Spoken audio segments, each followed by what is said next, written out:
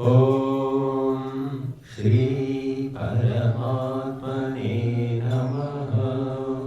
अथ चतुर्दशोऽध्यायः गुणत्रयविभागयोगः। श्रीभगवानुवाच परं भूयः प्रवक्ष्यामि ज्ञानानां ज्ञानमुत्तमं यज्ञात्वा मुनयः सर्वे परां सिद्धिमितो गताः। इदं ज्ञानमुपाश्रित्य मम साधर्म्यमागताः सर्गेऽपि नोपजायन्ते प्रलयेन व्यथन्ति च।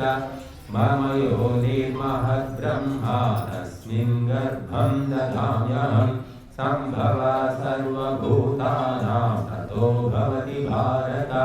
सर्वयोनिषु कौन्तेय मूर्तयः सम्भवन्ति याः तासां ब्रह्म महद्योनिः अहं वीरप्रदः पिता। सत्त्वं रजस्तम इति गुणाः प्रकृतिसम्भवाः निबध्नन्ति महाबाहो देहे देहिनमव्ययम्। तत्र सत्त्वं निर्मलत्वात् प्रकाशकमनामयम् सुखसङ्गेन बध्नाति ज्ञानसङ्गेन चानघ। रजोरागात्मकं विद्धि कृष्णासङ्गसमुद्भवं तन्निबध्नाति कौन्तेय कर्मसङ्गेन देहिनम्।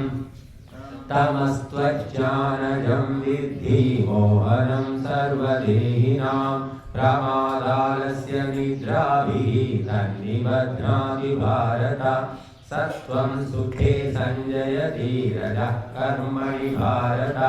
ज्ञानमावृत्य तु तमः प्रमादे संजयत्युत।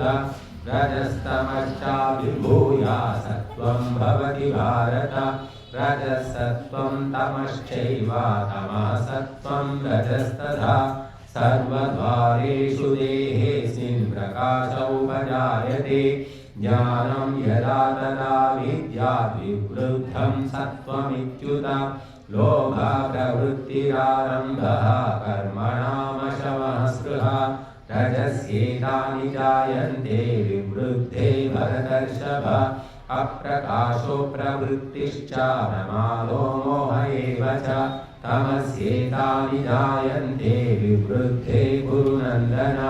यदा सत्त्वे प्रवृद्धे तु प्रलयं याति देहभृत् तदोत्तमविदान् लोकानमलान् प्रतिपद्यते। रजसि प्रलयं गत्वा कर्मसङ्गिषु जायते।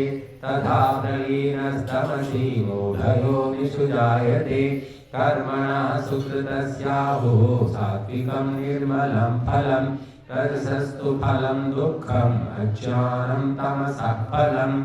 सत्त्वा संजायते ज्ञानं रजसो लोभ एव च। प्रमादमोहौ तमसो भवतो ज्ञानमेव च। ऊर्ध्वं गच्छन्ति सत्त्वस्था मध्ये तिष्ठन्ति राजसाः। जघन्यगुणवृत्तिस्था अधो गच्छन्ति तामसाः। नान्यं गुणेभ्यः कर्तारं यदा द्रष्टानुपश्यति। गुणेभ्यश्च परं वेत्ति मद्भावं सोऽधिगच्छति। गुणानेतानतीत्यादि देहि देहसमुद्भवान्। जन्म मृत्युजरा दुःखैः विमुक्तो मृतमश्नुते। अर्जुन उवाच कैर्लिङ्गैः स्त्रीन् गुणानेतानतीतो भवति प्रभो। किमाचारः कथं चैतान् त्रीन् गुणानतिवर्तते। श्रीभगवानुवाच प्रकाशं च प्रवृत्तिं च मोहमेव च मानव। न द्वेष्टि सम्प्रवृत्तानि न निवृत्तानि काङ्क्षति। उदासीनवदासीनो गुणैर्यो न विचार्यते।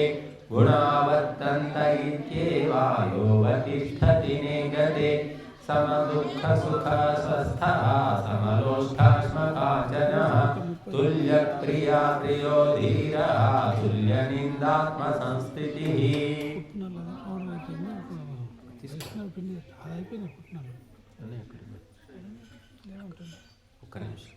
मानावमानयोस्तुल्यः तुल्यो मित्रारिपक्षयोः।